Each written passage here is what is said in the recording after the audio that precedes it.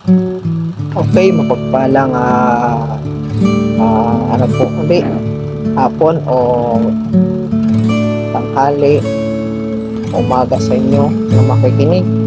Ngayon ito ay part 2 ng ating assurance of salvation. Ito po ay mababasa po natin sa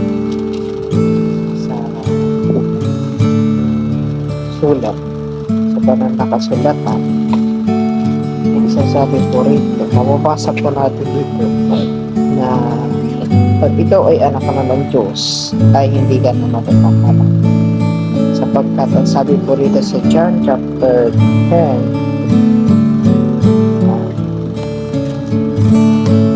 sabi po sa John chapter 10, verse 88 to 29, sabi rito, and I give unto them eternal life. Pag sinasabi sa John chapter 10 verse 28, si Jesus Christ po nagsabi. Pag sinabi po dito eternal life, hindi na po ito nawawala. And then, ang sinasabi pa dito, and they shall never perish.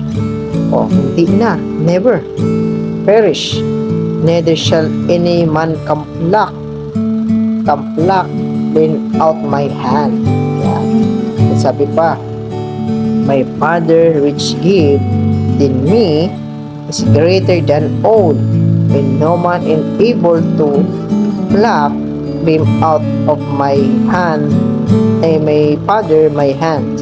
Yan ang sinasabi ng Panginoon, na pag ikaw ay binigyan ng buhay ng Panginoon, eternal, hindi ka na mapapahamak, sapagkat ang buhay na walang hanggan na binigay sa iyo ay ito po ay sa tiyak at sigurado, sapagkat ang Diyos ang nagbigay at nangako sa iyo. Kaya nga ang mga apostol, lalo si Apostol Pablo, kahit man siya ay naghirap, siya man ay dumating sa mga persecution sa kanyang buhay, ay hindi niya na pinakalimutan, at siya po ay tiyak ang kanyang patutunguhan ay sa langit. Sabi po rito sa Romans chapter 8 verse 35 to 39, ito po ang sinasabi sa Tagalog, sino man ang makikipag-iwalay sa atin sa pag-ibig ni Kristo? Bakit? Tanong ni Pablo, ang kabighatian o ang kahabisan o pag-uusig o ang kagutuman o ang kahubaran o panganib o ang tabak, gaya ng nasusulat, dahil sa iyong kami pinapatay sa buong araw. Kasi nakulong siya dito that time. Then sabi niya, hindi kami ay, dahil dito kami ay pinapatay sa buong araw, kami ay nabilang na parang mga tupa sa patayan. Sa 37, hindi, kundi sa lahat ng mga bagay na ito tayo higit pa sa mga mapagtagumpay sa pamagitan niyaong sa atin ay ibigay. Then 39, sapagkat tayo naniniwalang lubos, kung ikaw totoong naniniwala at talagang binigyan dalawang isip, na sabi ni Pablo, na kahit ang kamatayan man, yan, kamatayan, pag namatay ka ngayon, hindi makakapag-iwalay sa pag-ibig ng Diyos na binigay sa iyo ng buhay na walang hanggan. Kahit ang buhay, yan, kahit ang mga anghel na yan, kahit ang mga pamumunuan o mga gobyerno, yan, tapos kahit ang mga bagay na sa kasalukuyan, kahit ang mga bagay na darating, kahit ang mga kapangyarihan, may makapangyarihan, kahit ang kataasan, kahit ang kababaan, kahit ang alinmang mga nilalang o mga alien, anumang bagay yan, ay hindi makakapaghiwalay sa atin sa pag-ibig ng Diyos na nakay Kristo Jesus na ating Panginoon. kasalan, hindi na tayo mawawalay sapagkat ang Panginoon mismo ang nagbigay sa iyo ng buhay na walang hanggan. Pag ikaw ay nagkakasala, anak ka pa rin ng Diyos sapagkat ang Diyos ay tapat sa kanyang pangako. At pag ikaw ay nagkakasala, ang sinasabi dito sa Hebrews chapter 12 verse 7, pag ikaw ay sobrang tigas na ulo, di nakikinig, pinapalo niya ang kanyang mga anak sapagkat pinuparusahan ng Panginoon ang kanyang iniibig, sabi sa 6, at inahampas ang bawat tinatanggap ng anak. Pag ikaw ay anak ng Diyos, pag nagkasala ka, papaluin ka kasi anak ka. At ang isa pa dyan, hindi naman porket nagkasala ka, mawawala ang kaligtasan mo, hindi po. Sapagkat ang Diyos ang nangako at nagbigay ng buhay na walang hanggan sa iyo. Sapagkat ang Diyos din ang nagbigay ng silyo sa iyo upang hindi ka mapahamak. At dito pa, nasasabi pa sa Ephesians chapter 1, Ephesians chapter 1 verse 13 to 14, sinasabi po rito sa banal na kasulatan na sa kaniya'y kayo rin naman nakarinig ng aral ng katotohanan.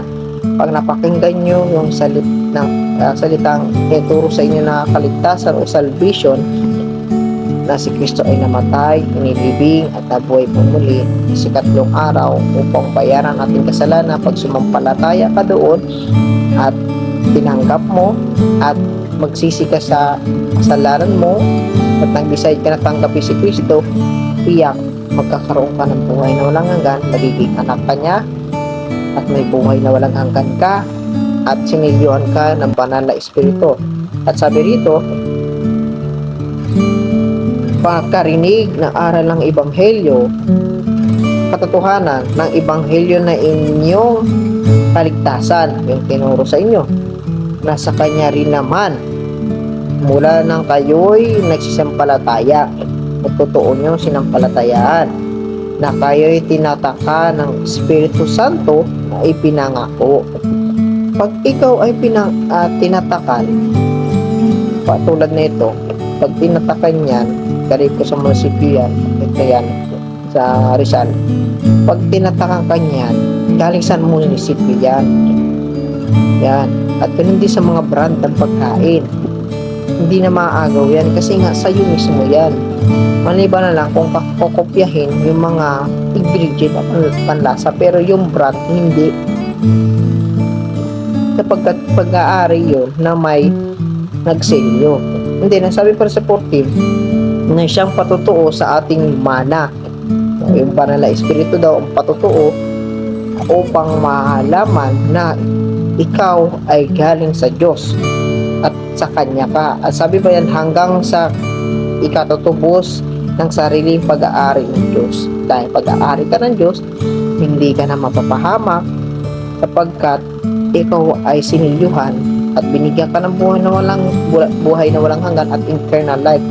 And then nasabi niya sa ikapupuri sa kanyang kaulagpatian. Kaya ang sinasabi ng salita ng Diyos na pagkat ikaw ay anak na ng Diyos, ay binigyan ka ng selyo at comforter ng Diyos upang ikaw ay sumunod sa katwiran ng Diyos at ikaw din ay umuhay na ayon sa kalooban niya. At sabi dito sa Romans chapter 8 verse 9 na sinasabi rito na natapat kayo wala na sa laman kundi sa espiritu sapagkat ikaw ay anak na ng Diyos. And then, kung ngayon tumitira sa inyo ang espiritu ng Diyos, datapwat kung ang sino may walang espiritu ni Kristo, siya ay hindi sa Kanya. Diba?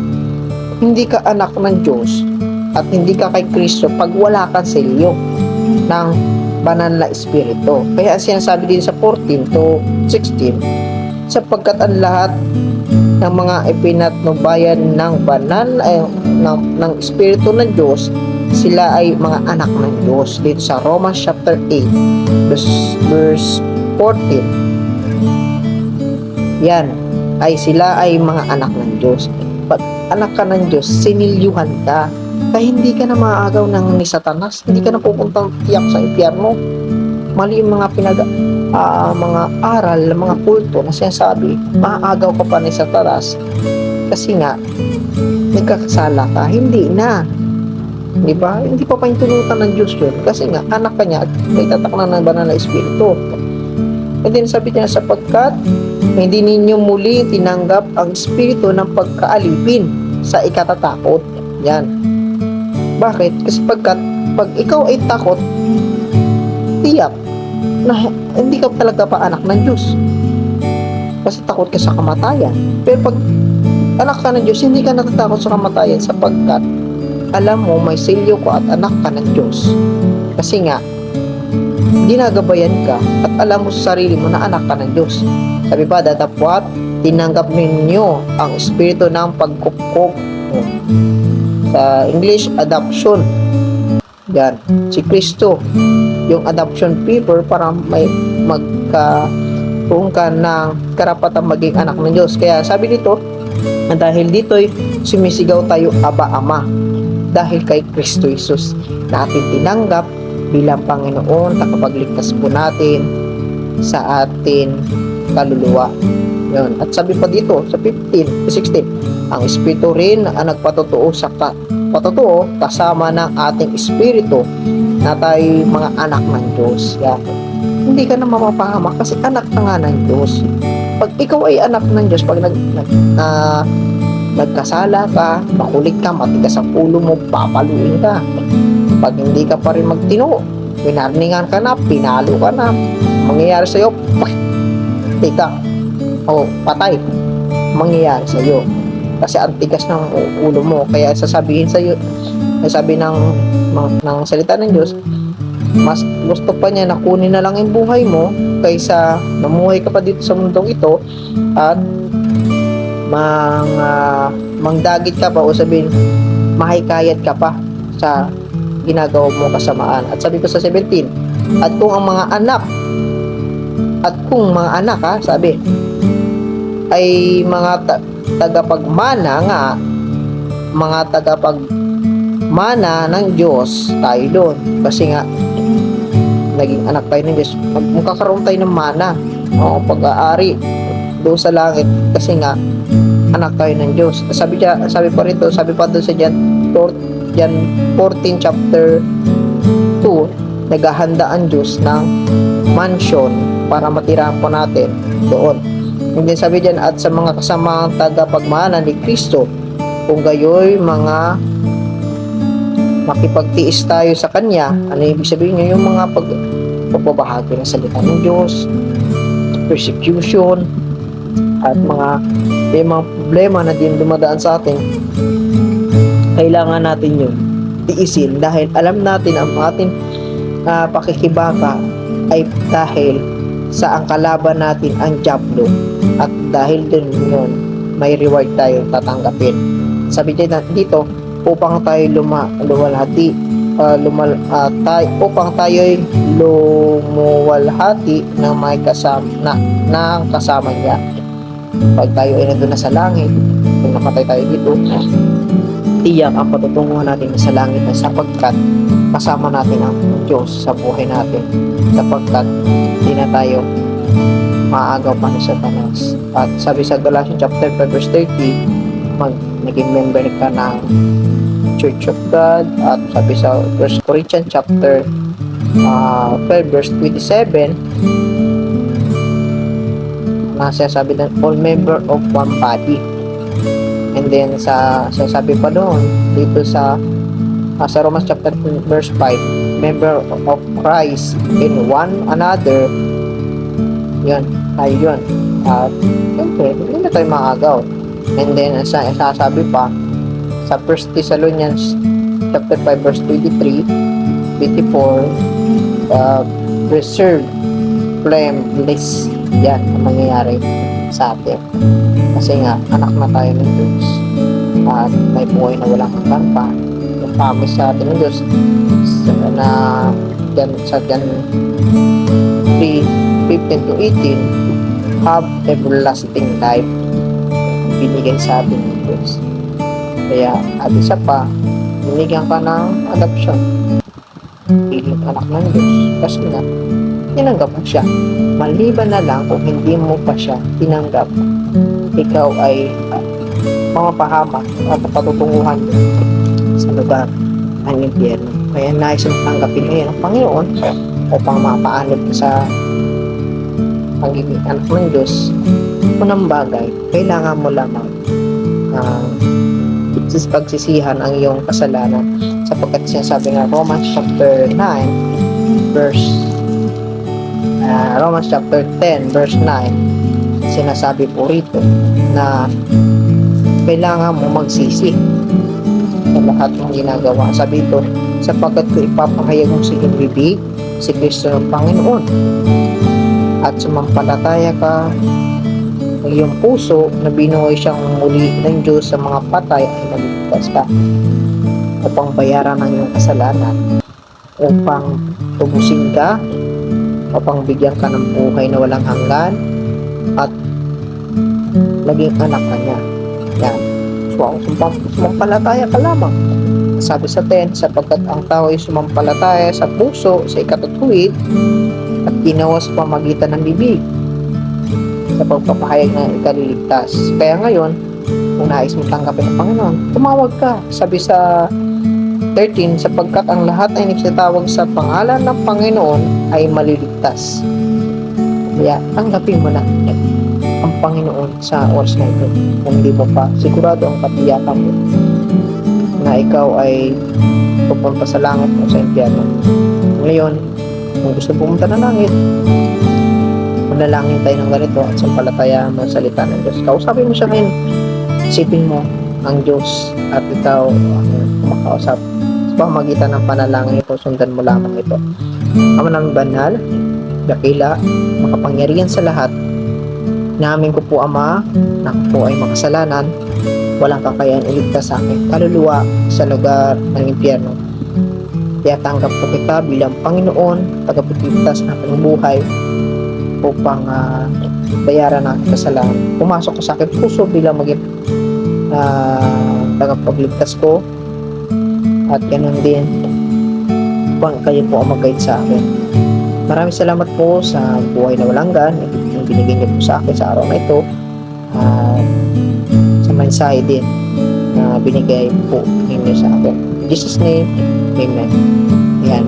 Ngayon, anak ka na ng Diyos at ang pangalan mo ngayon nasusulat na sa aklat ng buhay na sinasabi po sa Book of Revelation. Yan lamang po at maraming salamat po sa pakikinig at to God be the glory.